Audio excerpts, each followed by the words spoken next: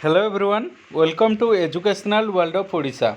So dear students, Educational World of Odisha YouTube channel में आपण मानकु स्वागत जनाऊँगी जेपरि कि आपणकर +3 स्पॉट एडमिशन को लेकिन आपणकर जेते सारा सब डाउट अच्छी तो से नहीं कि मु डाउट क्लियर वीडियो गोटे नहीं आसी आपण मानक कि जो थे कि आपण मानक समस्त डाउट क्लियर हो तो रिक्वेस्ट करुँची जो मैंने भी वीडियो देखुं बिना स्किप करी देखंतु सब डाउट आपड़ बुझीपारे तो आपन को कमेंट सेक्शन में कमेंट रे डाउट पचारिया को पड़ो ना। तो डियर स्टूडेंट्स वीडियोटी आरंभ करने को जदि आपण चैनल को नुआ विजिट कर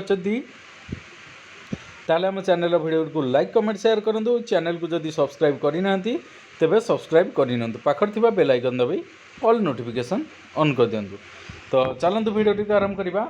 देखो +3 एडमिशन डाउट जो रही कौन ना स्पॉट एडमिशन सीएफ केते टंका आवश्यक तो आपणकर जो डाउट अच्छी मु कहीदे +3 स्पॉट एडमिशन कौन फीस देवा पड़ो ना।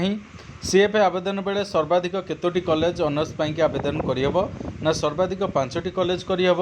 ऑनलाइन सीएफ आवेदन पर कॉलेज रे डिपॉजिट करने को पड़ो कि हाँ ऑनलाइन सीएफ आवेदन पर सीएफ रो कॉपी जो रही ताकू आपण माने कौन करेंगे ना अन्य डॉक्यूमेंट सब रही ताकू नहीं कि कॉलेज रे डिपॉजिट करने को पड़ो।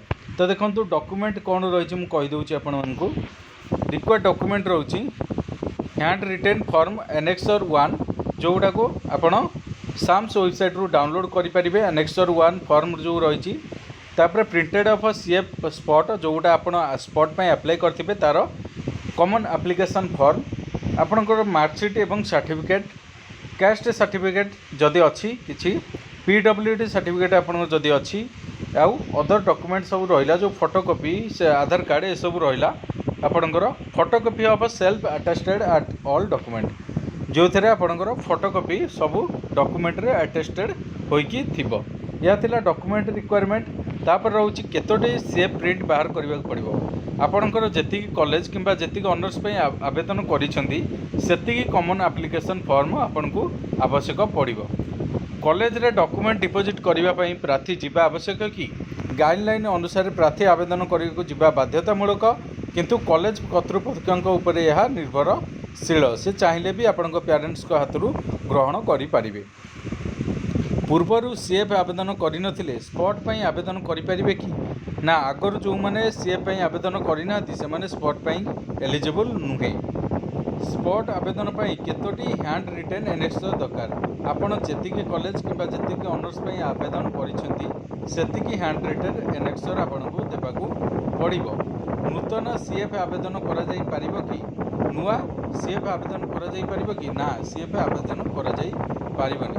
ऑनलाइन आवेदन शेष तारीख केबे सीएफ जो आवेदन करने आपंकर रोचे 17 अक्टोबर 2021 जाए आप आवेदन करेंगे। कॉलेज रे डॉक्यूमेंट दाखल कर तारीख केबे ना 17, 18, 19, 20, 21 अक्टोबर आपंक 10टा ରୁ 5टा जाए चालू रहिबो। तो यह थिला संपूर्ण तथ्य जहाँकि आपण मानकर रही +3 स्पॉट एडमिशन जहाँ सब डाउट थिला आम क्लियर कले। आशा करुँची वीडियोटी भल लगी वीडियोटी पसंद होते वीडियो को लाइक कमेंट शेयर करेंगे। चैनल को जदि सब्सक्राइब करना तेज सब्सक्राइब करेंगे। तो थैंक यू सो मच।